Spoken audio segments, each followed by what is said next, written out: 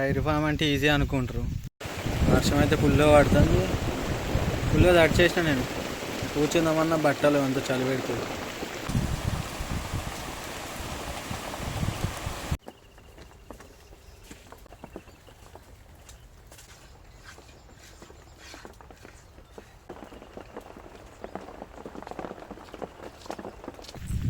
బళ్ళు పెంచాలి, పాలు తీయాలని, కానీ అంత ఈజీగా ఉండదు.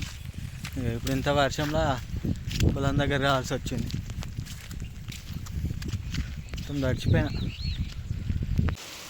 మనమైతే ఇంకా పొలం కాడికి పోయే టైం అయిందని చెప్పి బయటకు వచ్చేసరికి ఫుల్గా అయితే వర్షం పడుతుంది.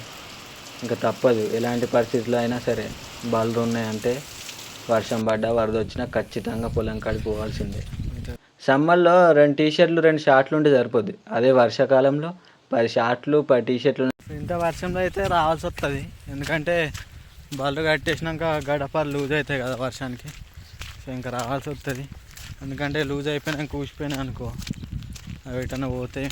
అందుకని ఇంకా వర్షం వచ్చినా రావాల్సి వస్తుంది, తప్పదు.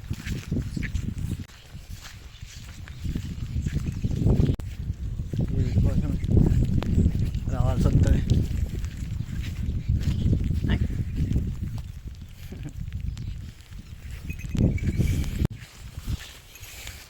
ఇవైతే ఫుల్గా వర్షం అని అనిపోయినాయి. ఇంకా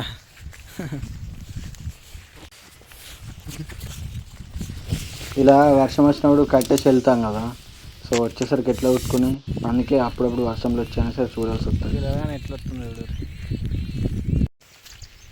వర్షం అయితే మళ్ళీ స్టార్ట్ అయింది. ఇక్కడ నుంచి వచ్చింది వర్షం పడుతుంది.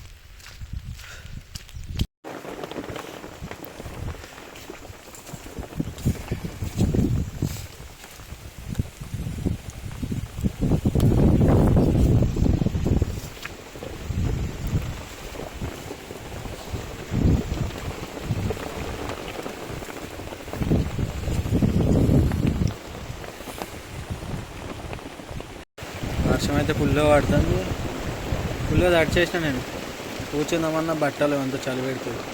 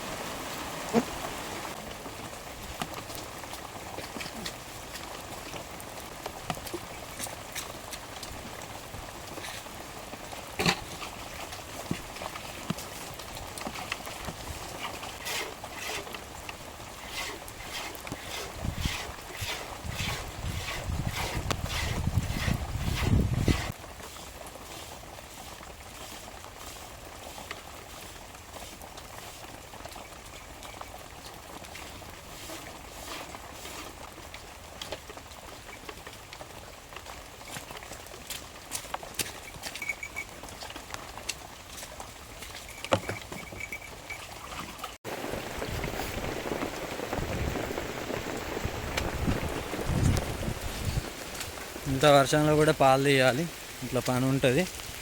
ఇంత వర్షంలో కూడా పాలు తీయాలి, ఇంత పని ఉంటుంది. ఇప్పుడైతే పాలు అయితే తీసుకున్నా ఇంత వర్షంలో కూడా. ఏం చేస్తాం, తప్పదు. ఇంకా వర్షంలో కూడా పాలు తీయాలి, ఇంకా తప్పదు.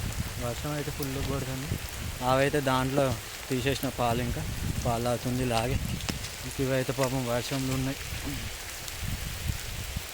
అంతా ఘోరం అయిపోతుంది వర్షం కొడితే మాత్రం కింద.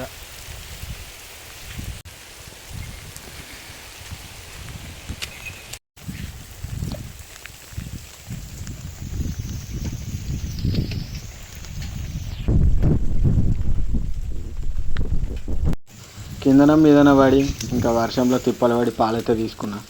ఇంకా ఫుల్గా అయితే తడిచిపోయినా. ఇంటికి వెళ్ళి స్నానం చేసుకోవాలి. ఇంకా గడ్డి అయితే వేసిన, ఇంకా వర్షానికి నాన్న మేసిన, ఇంకా అవిటి ఇష్టం.